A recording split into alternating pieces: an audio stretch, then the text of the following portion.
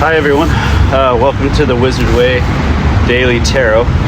Today we are going to do a new spread, casting the Hypersigil. So what we're going to do, we're going to use, this map design. This is my holy table design. Like I said, I built it three-dimensionally as well, but now I'm using this for tarot readings, and I'm probably going to make a printout for it at some point so you can even purchase it, use it for your own readings. So what we're going to do today is we're going to cast a Hypersigil using the 11-pointed star that coordinates to the Enochian grid around the outside. So many of you probably don't know that the reason we use the Unicursal Hexagram is because the Unicursal Hexagram partitions the circle or a sphere, if you're using an XYZ rotating hexagram, in pi/6 partitions, essentially giving you Metatron's cube at every position that it's in, just through its correlation. So the reason we use the 11-pointed star is that it acts as a pattern disruptor, and so that's why it's powerful in casting Hypersigil specifically. So I'm going to set up, because we did our propagation spread yesterday, I'm going to anchor the four corners. Anyway, I'm going to set up here.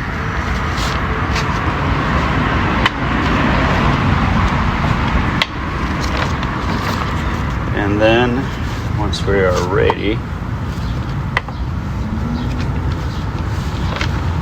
we will get started.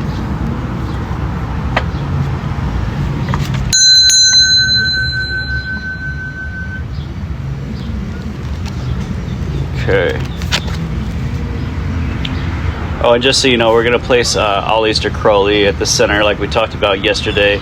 The system is an elaboration upon a system that he designed, and we are using his card designs, so we will place his portrait at the center to guide this casting of the Hypersigil for all of us in touch specifically with the 93 current, which, if you're unfamiliar, the 93 current is the current of Thelema, the current of the true and perfect will. So here we go. First card of our sigil. Wow, 3 days in a row. Fortune. So we now see that Fortune has now progressed into the casting of the Hypersigil. So it went from the central point of our superposition collapse. It was our central point in the propagation spread that we did yesterday, and now it's the first anchor point of the Hypersigil. So what I'm going to do now is I'm going to follow the 11-pointed star exactly, and not go in order around it, but follow the star's path through the sphere. So the second card that we get is the Seven of Wands.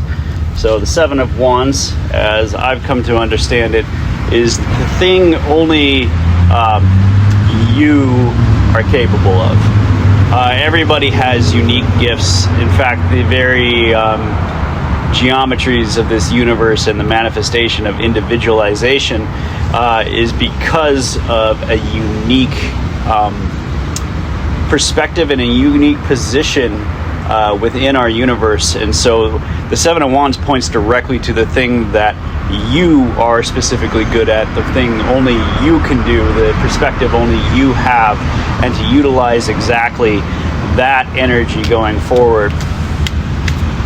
So, which brings us to our next point in the Hypersigil, the Four of Cups. Again, an anchor point in luxury. It's showing that the comfortability is not a bad thing at this current stage in our formula. The Four of Cups has come up now 3 spreads in a row, and so it's showing that we can lean into a more relaxed state than previously formulas have demanded of us. So we're following the star back upward, and we have the Knight of Wands. The Knight of Wands is a sort of wildfire of energy. It's exactly where things just take off and go aflame, and where your energy becomes so infectious and so powerful that it just continues outward, continues propagating despite your own personal assertion of it. And it's showing that this is another anchor, that the energy you've been working on, what you've generated, is enough to live on its own. It's going to take on a life of its own even, and essentially in a way you're on for the ride of that, but being the magician who created the events will always favor that magician. So always keep that in mind. Then taking the active or passive role within your decision space and within your actions is that essentially fortune favors the bold. All right, continuing on the next card of the Hypersigil, we have the Six of Swords. So this is showing to maintain a balanced, even scientific outlook on it. Mental balance is an important thing. It's coming up a lot recently that an over focus on intellectualism, academia, etc. is not beneficial at this specific point in space and time. But maintaining a balanced mental field and not overemphasizing or underemphasizing your calculations is important. Be precise. That's essentially the message. All right, a card popped right out of the deck for the next one, which leads to the Ten of Cups. So the Ten of Cups then is our full satiety, our full satisfaction, the fulfillment of what we want emotionally, what we want out of our experiences of life. And it's showing that this is one of the unique anchor points of this specific point in time, which we proceed to our next point. And again, we have the sun, showing that it's the solar aspects that are truly an important aspect going forward. Be open, be transparent, show who you are, right? It doesn't matter how that's perceived, because you are the one embodying your experience. Just hold your perspective, hold your ultimate truth, and follow your ultimate will, despite what's going on, especially in this overload of information age and AI propagation and so many narratives just being generated all over the place with very little agreement on anything. This is for a purpose in universal progression and evolution. It's to learn to hold our own truths and not to be subject to the opinions and especially like collective domineering mob mentalities, things like this. Stay focused on your own true will and your own true purpose and perspective. And going forward, we have the Four of Swords, which is showing that you don't need to be combative in this anymore. You can relax it a little bit. You can listen and hold your own still. You see, the Four of Swords, these four swords, the truce meets in a perfect delicacy where the sword tips touch the center of the lotus, right?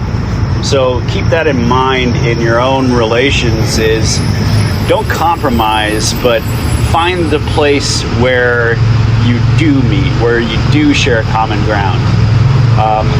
I believe part of the Aeon of Horus is specifically individualization, and which makes the battles, brotherly contest, etc., more prominent. But not to forget that it takes more strength for delicacy than it takes to just blow things up. So only the strong are capable of being gentle, and the true test of strength really does come in delicacy. And that's the message coming strongly through this specific anchor point in our Hypersigil casting. The next card is the High Priestess. Now, I've noticed it's like I'll automatically refer to the cross or the other side of the inversion in regards to the high priestess.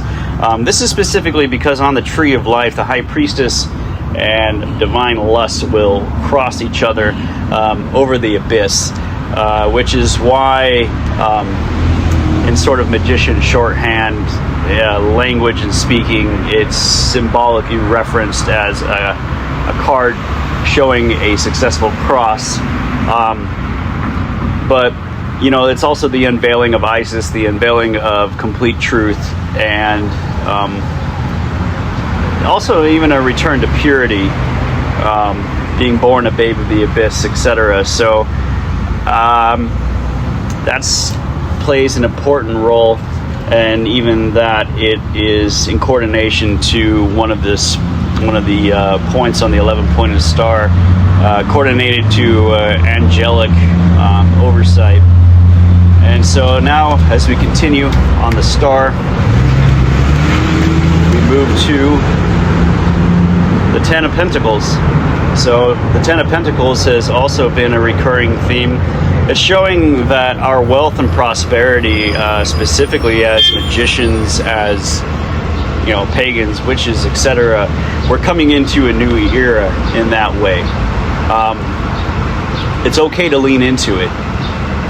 Embracing the material, seeing it as one aspect of the whole, is an important step, I think, for any magician. Like we talked about before, Malkuth, or the physical reality, is sort of the end-all balance of the entire equation. It's the final solution after the constraints have taken place. And so when wealth does arrange in this, it shows a sort of overall holistic balance in that.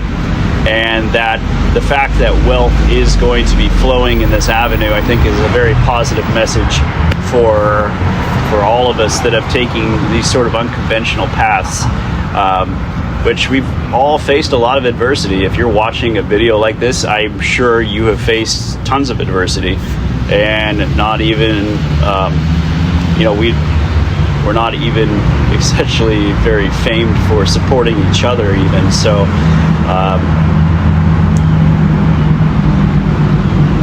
your strength has guided you through, and it has pushed you through. But the overall message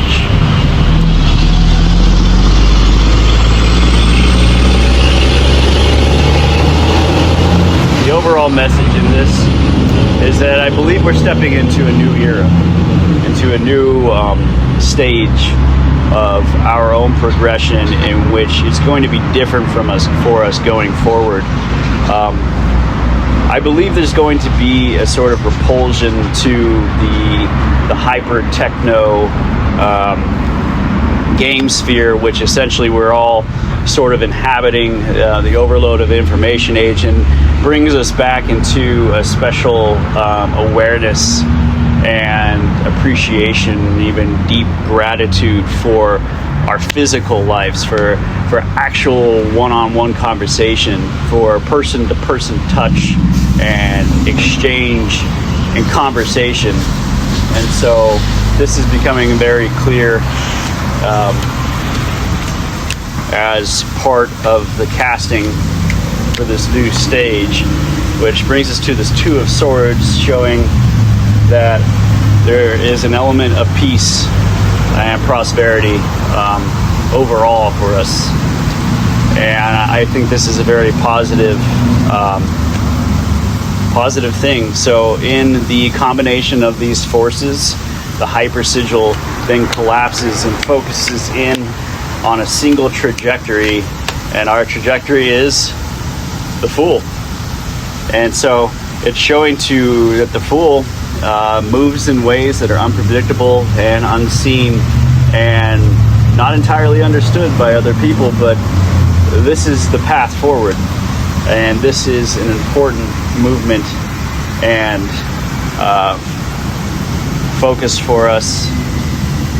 So anyway, this is our read for the day. This is our Hypersigil being cast, and if you're interested in personal reading or personal consultation, Follow the links below, or the links in bio if you're on social media or Instagram. And I will be here daily going forward. I'm starting to have fun with it too. So we'll continue working with different ways through different designs and different magic formulas. So thank you for being here.